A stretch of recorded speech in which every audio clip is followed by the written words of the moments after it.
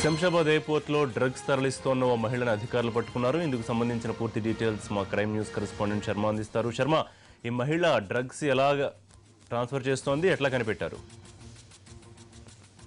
స్మగ్లర్లు ఇప్పుడు కొత్త పంతాను అవలంబిస్తున్నారు. విదేశాల నుంచి తరలించేటువంటి వస్తువులు కానీ బంగారం కానీ ఏ మార్గంలోనైనా అధికారులకు పట్టుబడకుండా ఇక్కడికి తరలించేటువంటి ప్రయత్నాలు ఇటీవల చాలా పెరిగిపోయాయి. దీన్ని కస్టమ్స్ అధికారులు అక్కడ ఉండేటువంటి సిబ్బంది భగ్నం చేస్తున్నప్పటికీ కూడా ఇవి విచ్చలవిడిగా కొనసాగుతుంది. తాజాగా అమెరికా నుంచి ఒక యువతి మూసా అనే 32 ఏళ్ల యువతి హైదరాబాద్ కు వస్తోంది. అయితే ఈమె ఆ మార్గ మధ్యంలో దుబాయ్ లో కూడా ఎయిర్పోర్ట్ లో దిగడం, అక్కడ కొంత ఈమె అనుమానాస్పదంగా వ్యవహరించిన తీరును బట్టి అక్కడ అధికారులు హైదరాబాద్ శంషాబాద్ ఎయిర్పోర్ట్ అధికారులకు సమాచారం అందించారు.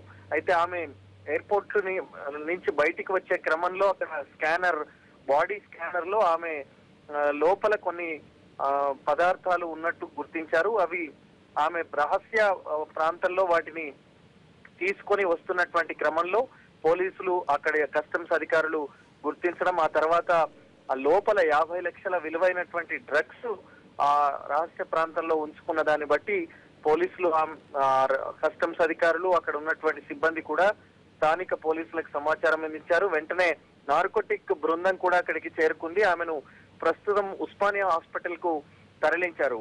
అయితే అందులో 2 బాటిల్స్ ఉన్నాయి. ఒక బాటిల్ ను తొలగించారు, ఇంకొక బాటిల్ ను తొలగించాల్సి ఉంది. సర్జికల్ విభాగానికి ప్రస్తుతం ఆమెను తీసుకొని వెళ్లారు. లోపల మరి కాసేపట్లో దీనికి సంబంధించినటువంటి సర్జరీ మొదలయ్యేటువంటి అవకాశం కూడా కనిపిస్తోంది. మరి ఇంకా వివరాలు తెలియాల్సి ఉంది. ఏ భాగాల్లో ఆమె ఈ డ్రగ్స్ ను పెట్టుకొని తీసుకొని వస్తుంది అనేటువంటి దానికి సంబంధించి కూడా ఇంకా క్లారిటీ లేదు. డాక్టర్లకు కూడా ఎలా సర్జరీ చేయాలి అన్న దానిపైన కూడా కొంత క్లారిటీ రావాల్సి ఉంది. ఎందుకంటే ఇవాళ ఆదివారం కాబట్టి పూర్తి స్థాయిలో అక్కడ డాక్టర్లు కూడా అందుబాటులో ఉండరు కాబట్టి ఇంట్లో ఉన్న వాళ్ళందరినీ కూడా తీసుకొని రావాల్సి ఉంది. ప్రస్తుతం ఆమె నార్కోటిక్ డ్రగ్స్ అధికారుల నేతృత్వంలో ప్రస్తుతం ఆమె లోపల సర్జికల్ విభాగంలో ఉంది. అయితే 15-20 రోజుల క్రితం హైదరాబాద్ లో ఒక చైన్ స్నాచర్ కూడా పోలీసుల కంట పడుతున్నానని చెప్పి బంగారు ఆభరణాలను